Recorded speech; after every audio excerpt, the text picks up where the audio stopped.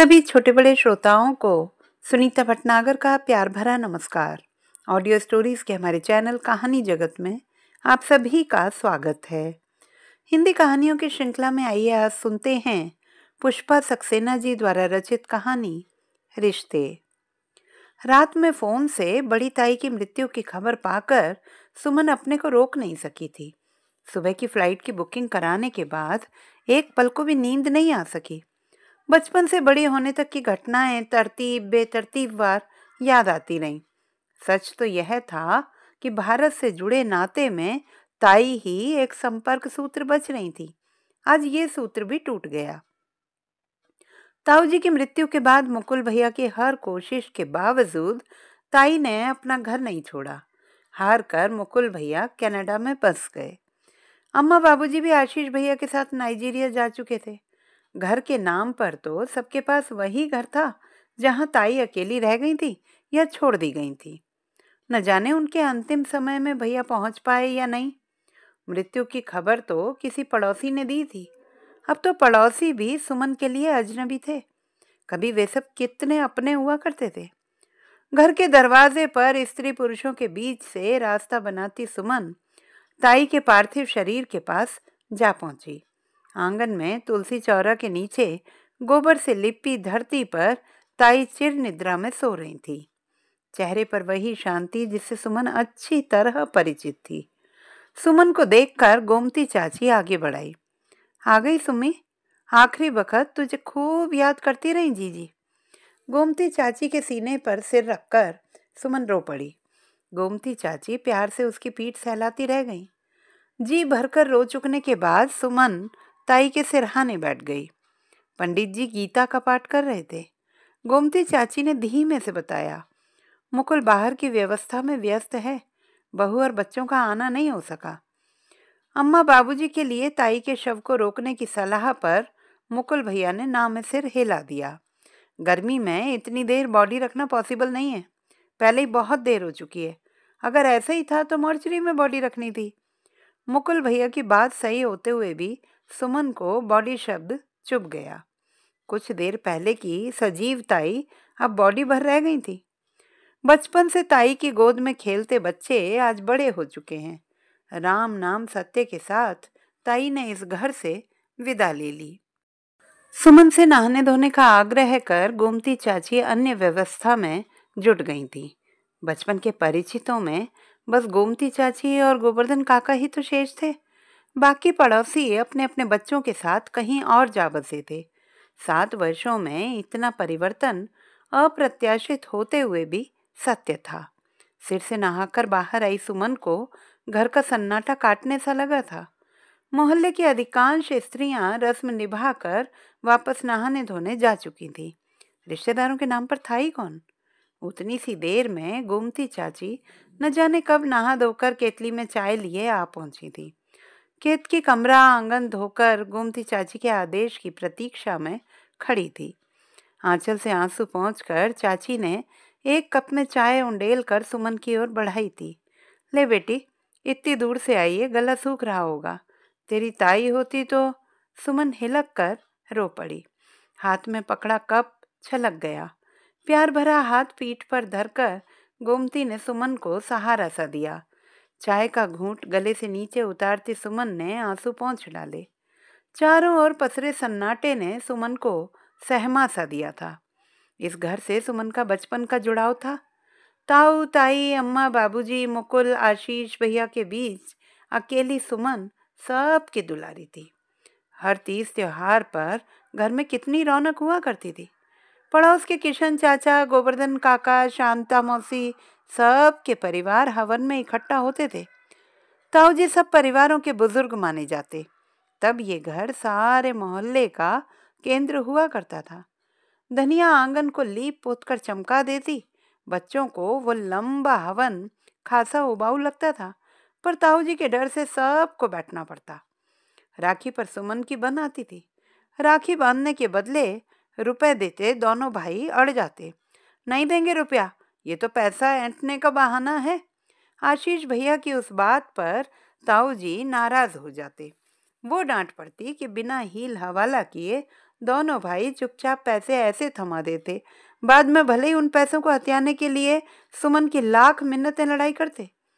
अपने राखी के रुपयों से सुमन को उन्हें पिक्चर तो दिखानी ही पड़ती थी। तीज पर अम्मा और ताई जी का उत्साह देखते ही बनता था। ताई जी को उस दिन बेटी की कमी खलती, पर सुमन का लाड़ कर वह अपने मन की साध पूरी कर लेती थी। गोटा लगी धानी चुन्नी के साथ सलवार सूट में सुमन की सलोनी काया खिल उठती थी। झूले की ऊंची पैंग पर कितना मजा आता था, और बस थोड़ा और ऊपर पहुंचकर वह सारे आकाश को मुट्ठी में समेट लेना चाहती थी। तीज के दिन ही लड़कों को महसूस हो पाता कि लड़की होना कितना अच्छा होता है। गौतम ने तो हद ही कर डाली थी। बहन की साड़ी पहनकर सुमन को उतनी ऊंची पैंग पर आकाश छुआने चला था। डरकर सुमन की चीख निकल गई। हाथ में पकड़ा झूला न जाने कैसे छूट गया और वह धम्म से नीचे आ गिरी।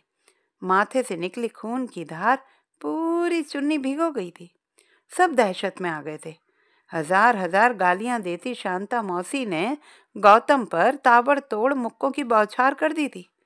ताई मुश्किल से रोक पाई थी। क्यों मार रही हो शांता? बच्चे की जान ही ले डालोगी? मर जाए तो जान छूटे। अब ये क्या बच्चा है? पूरे 16 साल का हो गया है, इसीलिए उसे इस तरह धुन रही हो? बहुत हो गया, छोड़ो उसे अब। नहीं मौसी, गलती मेरी है। सुमन इतना डर जाएगी मैंने नहीं सोचा था। मुझे माफ कर दो माँ। गौतम का स्वर गंभीर था। बस बस, बहुत हो गया, अब भाग यहाँ से। अम्मा ने गौतम को मीठी झिड़की सी दी थी। सुमन का हाथ अनायास ही माथे के ऊपर की ओर पड़े दाग पर चला गया था। अम्मा को हमेशा दुख सालता था। लड़की के चांद से चेहरे पर दाग पड़ गया। सुबोध ने भी एक बार कहा था, प्लास्टिक सर्जरी से इस दाग को हटवा क्यों नहीं देती, पर सुमन की इस तरफ कभी कोई रुचि ही नहीं थी। घाट गए लोग वापस आ चुके थे। गोमती चाची व्यस्त हो उठी। शीला जी के अंतिम काम में कोई कमी कसर ना रह जाए। पंडित जी के हाथ पांव धुलाकर नीम की पत्तियां थमा दी गईं। सबका मुंह मीठा कराने के लिए गोमती चाची ने न जाने कब मोतीचूर के लड्डू मंगा लिए थे। मुकुल भैया के चेहरे पर खीज सी उभर आई थी। मुझे कुछ नहीं चाहिए, मैं नहाने जा रहा हूँ, उसके बाद सोऊंगा, मुझे डिस्टर्ब ना किया जाए। पर बेटा, 13 दिन तक तुम्हें ही सब नेम धर्म निभाना होगा। मैं यहीं इसी जगह कंबल बिछाए देती हूँ। मुझसे इस सीलन भरे कमरे में नहीं सोया जाएगा। मैं ऊपर जा रहा हूँ, हो सके तो 1 कप चाय भेज दीजिएगा। गोमती चाची की बात अनसुनी कर सुमन से चाय की फरमाइश कर मुकुल धड़ाधड़ सीढ़ियां चढ़ गया था। गोमती चाची विस्मित सी ताकती रह गई थी। शीला जीजी की आत्मा जब यहाँ आएगी, बेटे को ना पाकर कितना तड़पेगी। सुमन को याद आया, ताऊ जी के निधन के बाद पूरे 13 दिन ताई धरती की शैया बना फलाहार पर रही थी। दबी जुबान से अम्मा ने घाट पर सोने की बात कही तो ताई ने दृढ़ता से ना में सिर हिला दिया था। आज ताई की आत्मा की शांति के लिए कौन विधि विधान पूरे करेगा? सुमन को तो पहले ही पराया धन कहकर हर काम से अलग किया जाता रहा है। अचानक किसी परिचित आवाज ने सुमन को चौंका दिया था। क्यों मौसी, पड़ गई ना सोच में? मुकुल भैया की जगह मैं तैयार हूँ, बिछाओ कुछ शैया। हमारे मुकुल भैया 7 समंदर पार से दौड़े आए हैं, कितना थक गए होंगे, ये तो सोचा होता मौसी। अपने आनंदी चेहरे के साथ सामने गौतम खड़ा था। कुर्ते पाजामे के ऊपर शॉल ओढ़े गौतम के चेहरे पर उम्र शायद अपना असर डालना भूल गई थी। ये भली कही, बेटे की जगह पड़ोसी को रस्म निभाने की बात पहली बार सुनी है। गोमती का स्वर खिन्न था। जब ताई ने मुझे बेटे की जगह दी तो ये फर्ज भी मुझे ही निभाना है। ए मौसी, बोलो ना क्या करना है। गौतम अब गंभीर था। पूरे 13 दिन धरती की शैया पर सोकर नियम से फलाहार पर रहकर पूजा पाठ करनी होगी। तू मांस मछली भक्षी कर सकेगा? मैं क्या कर सकूंगा उसकी चिंता छोड़ दो मौसी, तुम मुकुल भैया को देखो बस। बड़ा पुण्य पाएगा गौतम। शीला जीजी की आत्मा को शांति मिले भगवान। अपने दोनों हाथ जोड़कर सिर से लगा गोमती चाची ने अदृश्य को प्रणाम किया था। स्तब्ध सी सुमन ताकती रह गई थी। जिस गौतम का इस घर में ऐसा अपमान किया गया, वही आज ताई के पुत्र का कर्तव्य निभाने आगे बढ़ आया था। शरीर से कुर्ता उतारते गौतम की दृष्टि सुमन पर पड़ी थी। हाथ ठिठक से गए। सुमन ने दृष्टि झुका ली थी। सुमन बिटिया, चल तू भी घड़ी भर आराम कर ले, तब तक इसके लिए मैं आसन बिछा दूं, पंडित जी भी आते होंगे। निःशब्द सिर झुकाए सुमन कमरे से बाहर चली गई, पर पीठ पर गड़ी दो आंखें उसे अंदर तक उद्वेलित कर गईं। अम्मा बाबूजी के कमरे में सब कुछ वैसा ही व्यवस्थित था। जेठानी देवरानी में अच्छी पटती थी। अम्मा बाबूजी के नाइजीरिया चले जाने के बाद भी ये कमरा उनके नाम पर सजा संवरा रहा। उसे किराए पर या किसी और प्रयोजन के लिए इस्तेमाल की बात ताई ने शायद कभी सोची भी नहीं। अम्मा के पलंग पर लेटी सुमन को जोरों की रुलाई आ रही थी। अपने इस घर में कभी उसने ऐसा अकेलापन महसूस नहीं किया। दोनों भाई पढ़ाई के लिए बाहर चले गए, तब भी अम्मा, ताई और मोहल्ले की चाची मौसी के बीच वह कभी अकेली नहीं थी। अतीत का एक नाम याद करने में सुमन को संकोच क्यों हो रहा था? गौतम ने क्या कभी उसे अकेली रहने दिया था? हमेशा छाया बना गौतम सुमन का खालीपन भरता रहा। कभी कभी तो उसकी मौजूदगी पर सुमन खींच जाती। अनचाहे ही वह उसका अंग रक्षक बन जाता। साथ की लड़कियां जब गौतम का नाम लेकर उसे छेड़ती तो सुमन को सचमुच नाराजगी होती। सुमन की पसंद लायक गौतम में था ही क्या? विधवा माँ का इकलौता बेटा, उस पर जमीन जायदाद के नाम पर सिर पर 2 कमरों का छोटा सा मकान, वही उसकी पूंजी थी। पढ़ाई लिखाई में सामान्य गौतम से किसी को ज्यादा अपेक्षाएं थी ही नहीं। कभी सुमन को लगता कि अगर वह उसका पीछा छोड़ पढ़ाई में मन लगाता तो शायद परिणाम अच्छे रहते। सुमन के मुंह से निकली बात पूरी करना गौतम का परम कर्तव्य होता था। आशीष भैया की शादी में सुमन ने अपनी छोटी छोटी जरूरतों के लिए न जाने कितनी बार गौतम को दौड़ाया था। उस दिन तो हद ही हो गई। पूरे काम निपटाकर गौतम खाने बैठा ही था कि सुमन को याद आया कि शाम को पार्टी में पहनने वाले सलवार सूट के साथ की चुन्नी दर्जी के यहाँ से पीको होकर आई नहीं है। खाना छोड़ गौतम को उठने का उपक्रम करते देखकर ताई ने सुमन को हल्के से झिड़का भी था। छी बेटी, उसे खाना तो खा लेने दे, तेरी चुन्नी भागी नहीं जा रही। गौतम असमंजस में पड़ गया था। सुमन का मुंह तमतमा आया। लाड़ प्यार में पली सुमन को ताई की उतनी सी बात भी कितनी बुरी लग गई थी। ठीक है, मैं खुद जा रही हूँ, तुम बैठकर पेट भर खाना खा लो। अपमान से गौतम का मुंह काला पड़ गया था। सामने परोसी खाने की थाली छोड़कर बाहर चला गया। तब भी सुमन को अपने किए पर जरा सा भी दुख नहीं हुआ था। ताई की उतनी सी बात का गुस्सा सुमन ने कई दिनों तक ताई से बात न करके निकाला था। हाँ, इतना जरूर था कि उस शाम चुन्नी ओढ़ते समय उसकी आंखों के सामने गौतम का कातर मुंह एक बार जरूर कौंधा था। सच तो यह था कि उस घर में गौतम को कभी महत्व दिया ही नहीं गया। वो सब के काम निपटाता रहे, उससे बस उतनी ही अपेक्षा रखी जाती थी। आशीष मुकुल भैया की पैंट शर्ट आयरन करने से लेकर उनकी कॉलेज की फीस जमा करने के लिए घंटों लाइन में खड़ा रहता। कुछ भी ना देकर गौतम पर सबका अधिकार था। यह अधिकार खुद गौतम ने ही तो दिया था, लेकिन क्यों? गौतम के मन में उस घर में रहने वालों के लिए कौन सा मोह था? मुकुल भैया की नौकरी लगने की पार्टी में भी गौतम का पूरा ध्यान सुमन पर केंद्रित था।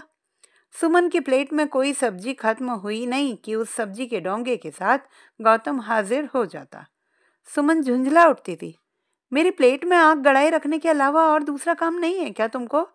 सुमन की सहेलियों की सम्मिलित हंसी पर गौतम संकुचित हो उठा। ऐसा पहली बार नहीं हुआ। सुमन मानो उसके जीवन का चरम लक्ष्य थी। उसके लिए कुछ भी कर पाने में गौतम अपने को धन्य मानता था। सुमन के कॉलेज फंक्शन के रिहर्सलों में रोज सुमन को रिहर्सल स्थान पर पहुंचाने और वापस लाने का दायित्व गौतम सहर्ष उठाता। आशीष भैया के पास उन फिजूल कामों के लिए वक्त कहाँ होता था। सच तो ये था कि उस घर के लिए गौतम हमेशा एक जरूरी जरूरत भर था। शांता मौसी के कामों को नकार गौतम उस घर में ही अपना ज्यादा से ज्यादा समय बिताना चाहता था। एक दिन शांता मौसी ने ताऊजी से मनोहार की थी, इस पगले को अपनी शरण में ले लो भाई जी, घर में तो इसके पांव टिकते नहीं, आपकी दया से कहीं लग जाए तो 4 पैसे का सहारा हो जाए। हाँ हाँ, देखता हूँ, जल्दी ही कोई काम देखूंगा। इंटरमीडिएट पास गौतम को ताऊजी ने ऑफिस में क्लर्की दिलाकर शांता मौसी का दिल जीत लिया। ऑफिस के बाद गौतम का पूरा समय उनके लिए समर्पित रहता। अचानक एक दिन सुमन गौतम पर बहुत सहृदय हो आई थी। तुम अपनी पढ़ाई पूरी क्यों नहीं करते गौतम? पढ़ने से तुम्हें आगे भी तरक्की मिल सकती है ना। गौतम एक टक सुमन का मुंह ताकता रह गया था। उस दिन के बाद से गौतम ने घर में पढ़ाई शुरू कर दी थी। गौतम ने जब बीए की परीक्षा द्वितीय श्रेणी में पास की तो सुमन सचमुच खुश हुई थी। बाबूजी ने पीठ ठोंक कर शाबाशी दी थी। गौतम का उत्साह देखते ही बनता था। पूरे घर को मिठाई खिलाकर अम्मा, ताई, ताऊ सबके पांव छूकर आशीर्वाद लिया था उसने। सुमन को अलग से धन्यवाद देते गौतम का चेहरा लाल हो आया था। एमए के बाद गौतम ने एक कॉलेज में लेक्चररशिप ले ली थी। घर में उसका आना जाना पूर्ववत था, पर अब गौतम के चेहरे पर आत्मविश्वास की झलक रहती थी। उससे ऐसे वैसे काम कहने के लिए सबको संकोच होने लगा था। उसकी नौकरी का संतोष उसके पूरे घर में था। शांता मौसी तो ताऊजी के गुण गाते न थकती थी। कुछ दिनों में दुबले पतले गौतम के शरीर पर मांस चढ़ आया था। गोरे चेहरे पर लाली आते ही गौतम दूसरा ही व्यक्ति लगने लगा था। धीमे धीमे सोच समझकर बातें करता गौतम सबको सहज ही आकर्षित करता। मुकुल भैया से गौतम की ज्यादा ही पटती थी।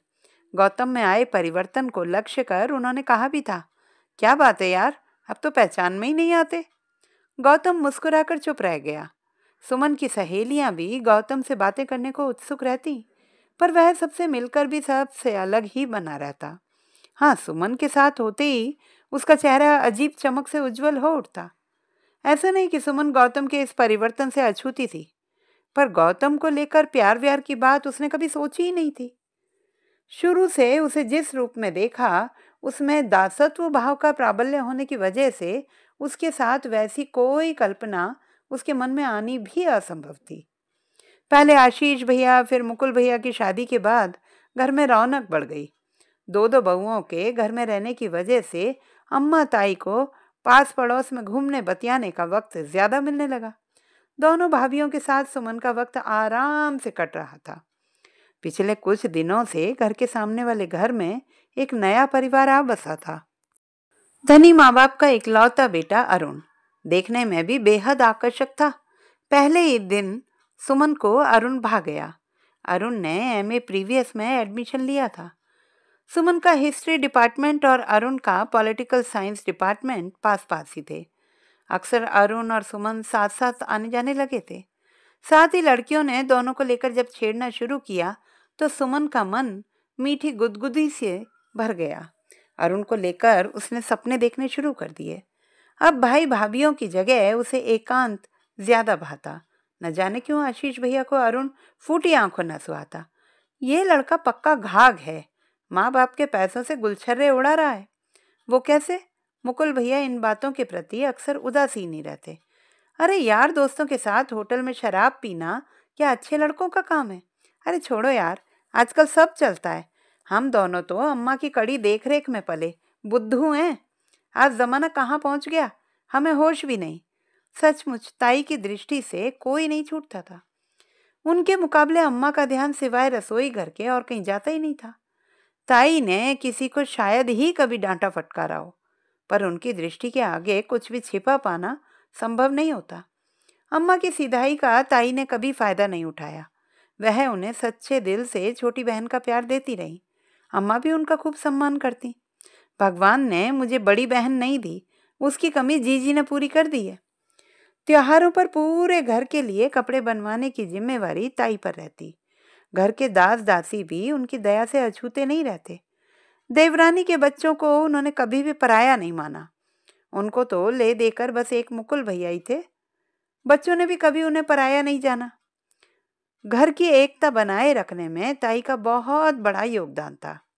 अक्सर देवर के लिए वह ताऊजी से भी नाराज हो जाती। बहुत कम बोलकर भी ताई अपनी बात सबसे कह जाती। ताई ने अनजाने ही घर के पुरुषों को घरेलू बातों में दखल अंदाजी करने की जगह अपने पर निर्भर बना लिया था। उनके संरक्षण में किसी को शायद ही कोई शिकायत रही हो।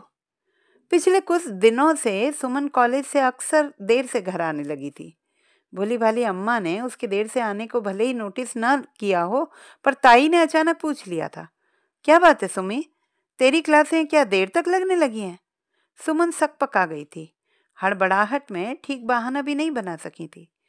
वो नहीं ताई, मैं रीना के साथ चली गई थी ना। अच्छा, तो रीना के यहाँ देर हो जाती है?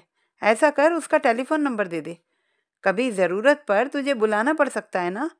नहीं ताई, रीना के यहाँ फ़ोन नहीं है। देख सुमी, हमेशा याद रख, लड़की का चरित्र कांच की तरह होता है। अगर जरा सी भी खरोंच पड़ जाए तो लाख जतन करने पर भी जाता नहीं है। मेरी बात समझ रही है ना सुमी? जी ताई।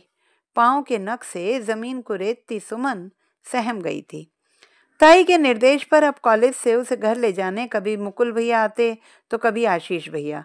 जिस दिन गौतम उसे कॉलेज से घर ले जाने पहुंचा, वह तमतमा आई थी। अच्छा, तो तुम ताई के जासूस हो? घर का भेदी लंका ढाए, कहावत तुम जैसों के लिए ही बनी है। सच मानो सुमन, मैंने किसी से कुछ नहीं कहा। नहीं कहा तो क्या, ताई को सपना आया था। मैं तुम्हारी सारी चालाकी समझती हूँ। काश तुम मेरे मन की बात समझ पाती। मुझे क्या पड़ी है तुम्हारे मन में झांकने की? एक बात और सुन लो, अपनी औकात में रहो। मुझसे ऐसी बात कहने की तुम्हारी हिम्मत कैसे हुई? निशब्द गौतम उसके साथ चलता रहा। घर पहुंचते ही सुमन फट पड़ी थी। अगर फिर कभी उस गौतम के बच्चे को मुझे लाने भेजा तो मैं घर ही नहीं आऊंगी। मुझसे गंदी गंदी बातें करता है। मैं बच्ची नहीं हूं जो रोज कोई मुझे लाने ले जाने पहुंचाने जाए। क्या हुआ, मुझे बता, क्या कहा उस बदमाश ने? उसकी इतनी हिम्मत, टांगे ना तोड़ दी तो मेरा नाम आशीष नहीं। भैया आवेश में आ गए थे। आशीष, तुम बाहर जाओ। एक बात सुन लो, गौतम की टांगे तोड़ने की बात आज कही सो कह ली, आगे कभी ऐसी बात तुम्हारे मुंह से ना निकले। ताई के उस दृढ़ स्वर का भैया प्रतिवाद ना कर सके थे, पर सुमन नाराज हो उठी थी। आप बिना जाने उसका पक्ष ले रही हैं? अच्छा, तो अब सुमी बिटिया हमें सिखाएंगी कि हम किसके साथ कैसा बर्ताव करें। ताई की उस मुस्कान से सुमन खिसिया गई थी। मीठी मार शायद उसी स्वर को कहते होंगे। उस दिन के बाद से सुम्मी को कॉलेज से लाने के लिए कोई नहीं गया, पर सुमन खुद ठीक समय पर वापस आने लगी थी। मुकुल भैया को कनाडा में एक अच्छे जॉब का ऑफर मिला था। घर में उल्लास और अवसाद का मिश्रित वातावरण था। पहली बार ताई का मुंह उदास दिखा। जाने के उत्साह में मुकुल भैया ने ताई की वो उदासी अनदेखी कर दी। उनका कहना था कि वहां जमते ही ताऊ ताई को कनाडा बुला लेंगे। मुकुल भैया भाभी जाने की तैयारियों में जुट गए थे। मौन रहकर ताई उनकी जरूरतें पूरी करती रहीं। जाने के दिन मुकुल भैया जब ताई के पांव छूने झुके तो ताई ने उन्हें आशीर्वाद दे आंचल से आंखें पोंछ डाली थी। घबराना नहीं अम्मा, मैं तुम्हें जल्दी ले जाऊंगा। ना रे मुकुल, मैं अपना घर छोड़कर कहीं नहीं जाने वाली। मैं इस घर में ही भली।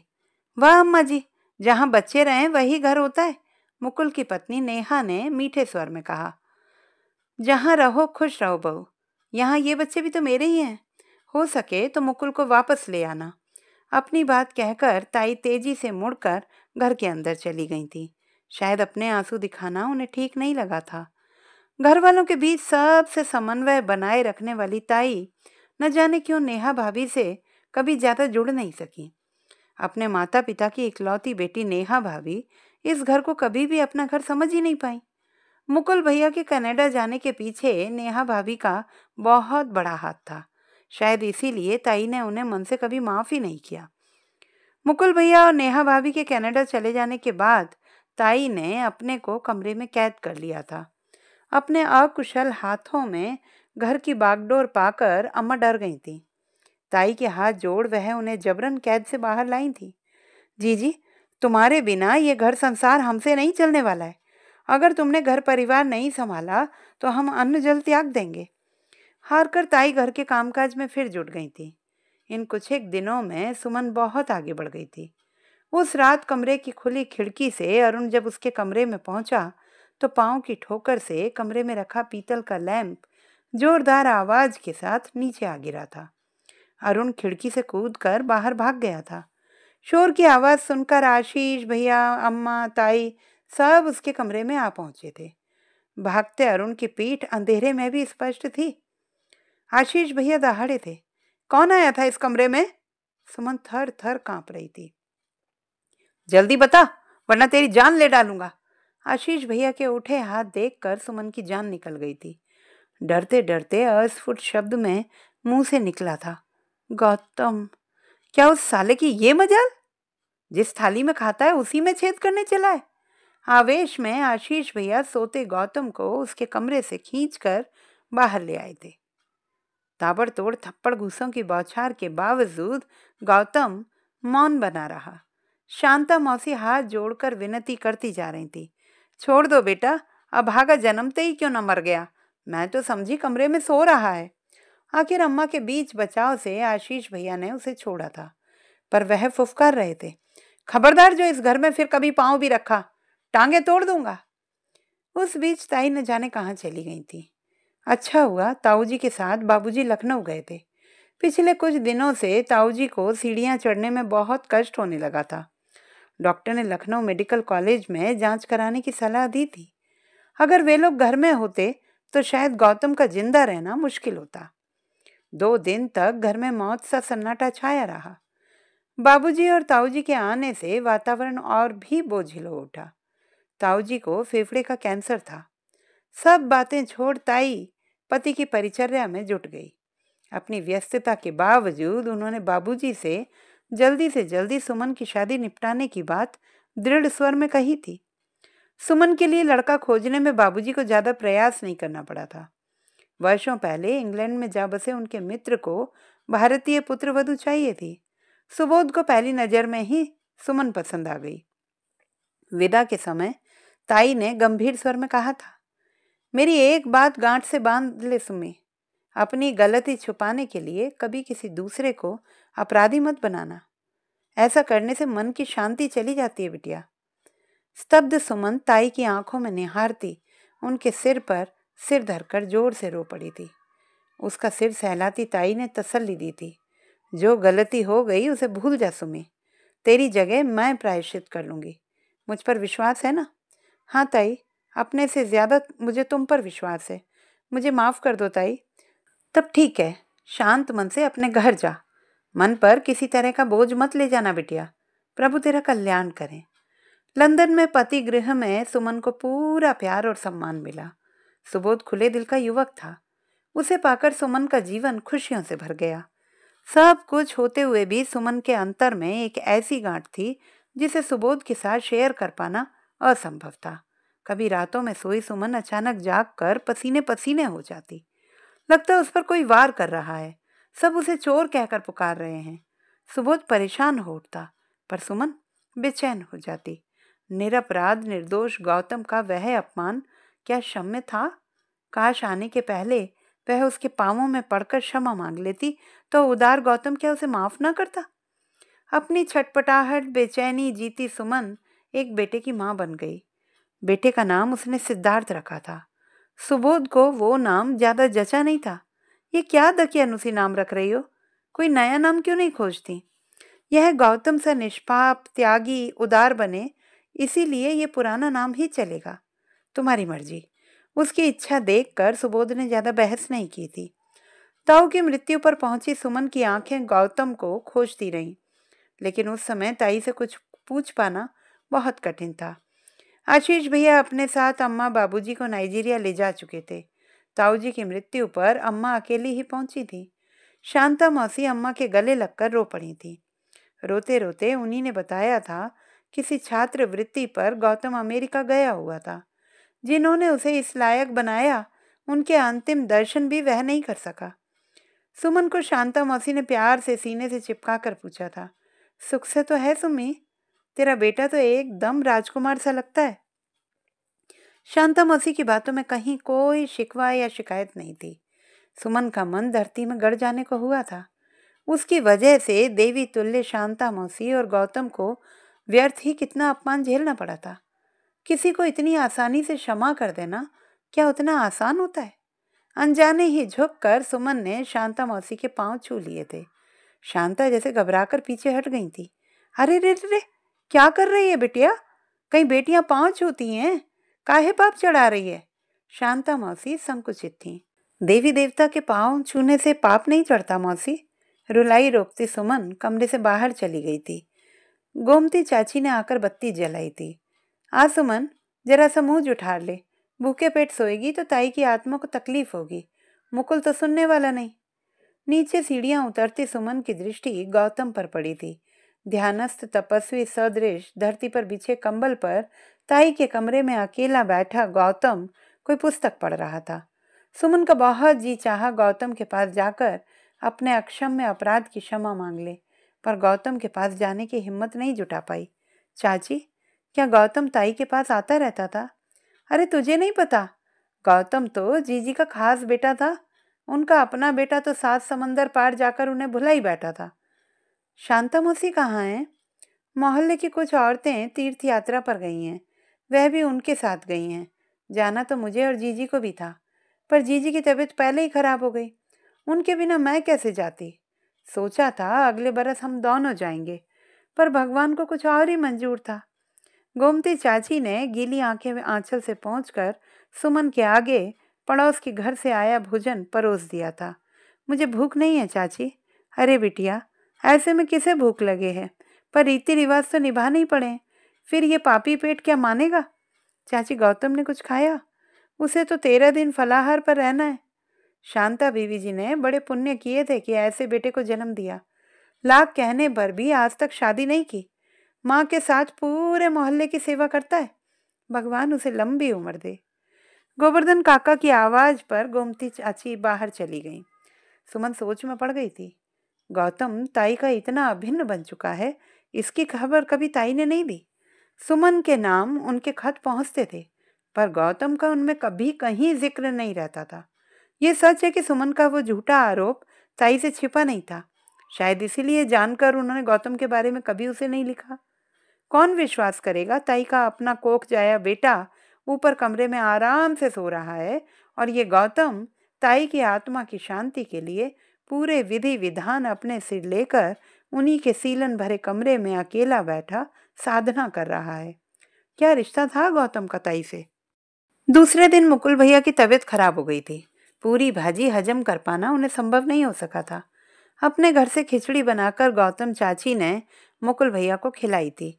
बहुत रोकने पर भी वह पूछ बैठी थी, एक बात बता सुमी, जीजी की आत्मा जब अपने कमरे में आएगी, वहां बेटे को न पाकर क्या उनकी आत्मा शांति पा सकेगी? आप चिंता न करें चाची, शरीर त्यागने के बाद आत्मा सुख दुख से परे हो जाती है। सुमन ने भोली चाची को तसल्ली दी थी। 5वें दिन मुकुल भैया चले गए थे। कनाडा से भाभी का फोन आया था। छोटे बेटे की तबीयत खराब थी, वह हॉस्पिटलाइज्ड था। वैसे भी मुकुल ने कहा था, अम्मा का काम आर्य समाजी विधि से करने में क्या हर्ज है। उस समय गोमती चाची ने उन्हें बताया था, जीजी नेम धर्म वाली स्त्री थी, उनकी आत्मा की शांति के लिए 13 दिन तो नियम से रहना ही होगा। मुकुल भैया की समस्या का समाधान गौतम ने आगे बढ़कर कर दिया था। जन्म से ना सही, कर्म से तो वह ताई का बेटा जरूर था। अम्मा बाबूजी के आ जाने के बाद घर में जीवन के लक्षण दिखने लगे थे। सुमन भी उनसे पूरे 1 वर्ष बाद मिली थी। ताज्जुब यही था कि गौतम के प्रति अम्मा बाबूजी भी बेहद सहृदय थे। अम्मा ने अब गौतम के साथ घर को भी संभाल लिया था। गोमती चाची उनकी सहायता को थी ही। दिन भर काम के बाद अम्मा थोड़ा सो गई थी। बाबूजी बाहर वाले कमरे में आराम कर रहे थे। धीमे से अम्मा को सोता छोड़कर सुमन ताई के कमरे में पहुंची थी। उसके पांवों की आहट पर गौतम ने दृष्टि उठाई थी। उसकी आंखें जैसे चमक सी उठी थी। तुम आप उस दिन तुमने सबको सच क्यों नहीं बताया गौतम? इसलिए अब इतना अपमान सहा था ना कि मैं पूरी जिंदगी तुम्हारी अपराधिनी बनी रहूं। सुमन का चेहरा लाल हो उठा था। एक पल उसकी ओर ताक कर विस्मित गौतम हल्के से हंसा था। इतने दुख के समय ऐसी बातें करना ठीक है सुमन? मैं कुछ नहीं जानती, तुम्हें सच स्वीकार करना पड़ेगा। जानते हो, तुम्हारी उस महानता के नाटक की वजह से मैं पश्चाताप की आग में जलती रही हूँ। अगर उस दिन सच कह दिया होता तो अम्मा की मार खाकर सब खत्म हो जाता, कोई अपराध बोध तो न सालता। तुम ऐसा ही सोचती हो सुमन? हाँ, मैं ऐसा ही सोचती हूँ। उस दिन चुपचाप अपमान सहने के बाद तुमने ताई को मेरे विरुद्ध सब कुछ बताकर उनकी सहानुभूति और प्यार पाया है। क्या सच ये नहीं है? ताई को तो तुम बचपन से जानती हो। सच झूठ के बारे में क्या कभी उन्हें बताना पड़ा था सुमन? सवाल पूछती गौतम की आंखों ने सुमन को तिलमिला दिया था। फिर उस दिन सच क्यों नहीं कह दिया? क्योंकि वही तो सच था। क्या सच था? यही कि मैं रोज तुम्हारे पास पहुंचता था। झूठ, एकदम झूठ। मेरे कमरे में तुम कभी नहीं आए, कभी नहीं।